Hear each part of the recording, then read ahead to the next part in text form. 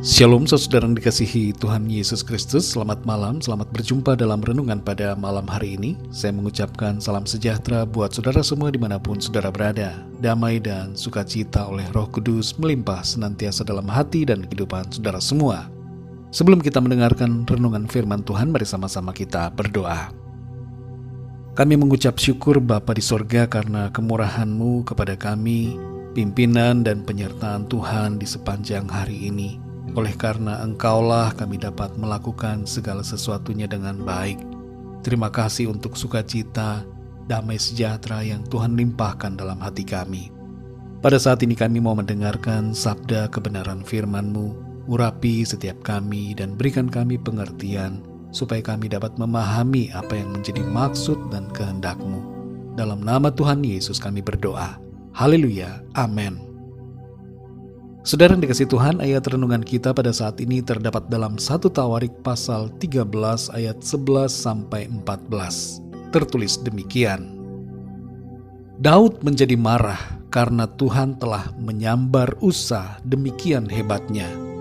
Maka tempat itu disebut orang Peres Usa sampai sekarang. Pada waktu itu Daud menjadi takut kepada Allah. Lalu katanya, bagaimanakah aku dapat membawa tabut Allah itu ke tempatku? Sebab itu Daud tidak mau memindahkan tabut itu ke tempatnya, ke kota Daud.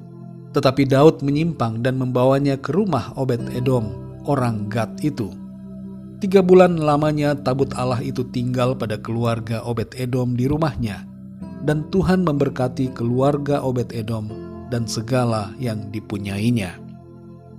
Saudara yang dikasihi Tuhan, hadirat Tuhan membawa berkat, sukacita, dan damai sejahtera dalam kehidupan kita. Dalam hadiratnya kita mengalami ketenangan, sekalipun situasi dunia mencemaskan. Dalam hadiratnya kita mengalami pemeliharaannya yang ajaib, meskipun keadaan yang sulit terjadi. Dalam hadiratnya kita mengalami pertolongan, walaupun ada banyak persoalan yang datang menerpa. Dalam ayat yang ke-12 di sini tertulis, Daud menjadi takut untuk membawa tabut Allah ke Yerusalem. Dan di ayat sebelumnya dituliskan bahwa Daud marah kepada Tuhan. Hal ini disebabkan karena Usa mati karena murka Tuhan. Ketika ia memegang tabut Tuhan, saat lembu-lembu pengangkut tabut itu tergelincir. Apa yang dilakukan oleh Usa kelihatannya sebagai sesuatu yang baik, tapi ternyata tidak sesuai dengan aturan perintah Tuhan dalam hal mengangkat tabut. Karena peristiwa kematian Usa itu, Daud menjadi takut dan merasa tidak mampu untuk memindahkan tabut itu ke kota Yerusalem. Oleh karena itu Daud membawa tabut Tuhan itu ke rumah Obed-Edom, seorang dari keturunan Lewi. Setelah tabut itu ada di rumah Obed-Edom, ada kemungkinan bahwa Daud menunggu dan menantikan apa yang akan terjadi pada keluarga Obed-Edom. Apakah ada yang terkena tulah atau penyakit dan kemudian mati karena keberadaan tabut Tuhan itu atau tidak? Tapi ternyata selama 3 bulan, keluarga Obed-Edom baik-baik saja. Malah keadaan keluarga ini menjadi diberkati Tuhan. Tertulis dalam ayat 14, Tuhan memberkati keluarga Obed-Edom dan segala yang dipunyainya. Saudara yang dikasihi Tuhan, ada beberapa hal dari ayat-ayat ini yang dapat kita refleksikan dalam kehidupan kita dan tanyakan ke diri kita masing-masing. Yang pertama adalah, apakah kita saat ini marah kepada Tuhan karena suatu kemalangan atau kedukaan yang terjadi? Selama masa pandemi ini, ada orang-orang yang marah kepada Tuhan karena situasi kesulitan, kedukaan, dan berbagai kesusahan yang terjadi. Mereka menyalahkan Tuhan dan menganggap Tuhan sebagai penyebab dari semua keadaan ini. Adakah kita termasuk orang-orang yang sedang marah kepada Tuhan? Mari saudara, jangan lagi marah kepada Tuhan dan jangan menyalahkan Tuhan. Mari kita koreksi diri kita masing-masing dan berubah sesuai kehendak Tuhan. Yang kedua, saudara, apakah kita saat ini menjadi takut pada Tuhan? Dalam artian bahwa kita tidak mau lagi dekat-dekat dengan Tuhan dan menjauhi Tuhan karena takut ditimpa kemalangan. Daud takut akan mengalami hal yang buruk karena tabut Tuhan itu. Ia kemudian tidak membawa tabut Tuhan bersamanya. Ia menaruh tabut Tuhan itu di rumah Obed-Edom. Saudara yang dikasihi Tuhan, tabut Tuhan berbicara tentang hadirat Tuhan dalam hidup kita. Apakah kita takut berada dalam hadirat Tuhan? Dan karena itu kita menjauhkan diri dari Tuhan, tidak mau mendekatkan diri kepadanya. Apakah ada di antara kita saat ini yang mencoba untuk melupakan Tuhan dan hidup menurut cara dan pikiran kita sendiri? Adakah kita yang saat ini tidak mau hidup dalam pimpinan Tuhan, tidak mau dipimpin Roh Kudus, dan menganggap hidup dalam pimpinan Tuhan akan membawa sial, keburukan, dan penderitaan? Saudara yang dikasihi Tuhan, sadarilah kebenaran ini, bahwa Tuhan itu baik. Tuhan mengasihi saudara dan saya. Tuhan tidak merancangkan yang jahat, tapi Ia merancangkan yang baik. Jangan marah kepada Tuhan karena apa yang terjadi. Mari introspeksi diri dan tetap mengasihi Tuhan. Jangan menjauh dari Tuhan.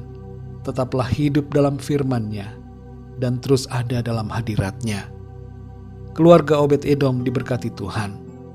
Kita pun pasti akan mengalami berkat Tuhan ketika kita selalu ada dalam hadirat-Nya, bersekutu dengannya setiap hari, mengucap syukur, mentaati firman-Nya, beribadah dan melayani Tuhan. Izinkanlah hadirat Tuhan memenuhi kita. Roh Kudus-Nya memimpin kita dalam segala aktivitas, pekerjaan, tugas, pelayanan, dan di setiap waktu hidup kita. Sebab hadirat-Nya membawa berkat dan sukacita bagi kita semua. Mari kita berdoa, saudara. Bapa kami yang di surga, Bapa, dalam nama Tuhan Yesus Kristus, kami bersyukur untuk firman-Mu yang sudah kami dengar pada saat ini. Kembali mengingatkan kami dan mengajar kami bahwa dalam hadirat Tuhan ada sukacita, ada berkat dan damai sejahtera. Ampunilah kami ya Tuhan atas sikap kami yang tidak berkenan kepada Tuhan. Terkadang kami marah atas situasi yang terjadi. Kami menyalahkan Engkau, dan kemudian kami takut untuk hidup dalam kebenaran-Mu. Kami tidak mau dekat-dekat dengan hadirat-Mu. Kami menjauhi Tuhan, karena kami mengira bahwa hidup dalam Tuhan penuh kemalangan. Padahal sesungguhnya dalam hadirat-Mu ada berkat, ada sukacita, damai sejahtera, dan pemeliharaan yang luar biasa. Terima kasih Tuhan, kami bersyukur untuk kebenaran firman-Mu yang kembali menguatkan kami, memberikan kami sukacita, iman, dan pengharapan di dalam Tuhan. Pimpin kami terus ya Roh Kudus, penuhi kami. Kami rindu untuk selalu ada dalam hadirat-Mu ya Tuhan Yesus. Berkati lindungi kami di sepanjang malam ini, berikan kami tidur yang nyenyak, lingkupi kami dengan kuat kuasa dan kasih-Mu. Kami berdoa bagi yang sedang sakit, agar Tuhan menjamah dan memberikan kesembuhan yang sempurna. Kuatkan yang lemah, berikan semangat kepada yang berputus asa. Lepaskanlah yang terikat dan terbelenggu dosa dan kuasa kegelapan. Berikan kelepasan dan kemenangan bagi mereka. Dan bagi yang sedang dalam masalah persoalan, kami berdoa agar Tuhan memberikan jalan keluar, pertolongan-Mu yang ajaib atas setiap mereka. Terima kasih Bapa di sorga. Kami percaya berkat damai sejahtera dan kasih karunia Tuhan senantiasa berlimpah dalam hidup kami. Dalam nama Tuhan Yesus Kristus, Tuhan dan Juru Selamat kami berdoa dan mengucap syukur. Haleluya. Amin. Puji Tuhan, saudara yang dikasihi Tuhan, saya percaya firman Tuhan menjadi berkat dan kekuatan buat saudara semua, dan Roh Kudus akan menolong saudara untuk lebih lagi memahami kebenaran firman Tuhan. Tuhan Yesus memberkati saudara semua. Selamat malam, selamat beristirahat, dan sampai jumpa dalam renungan yang berikutnya. Haleluya.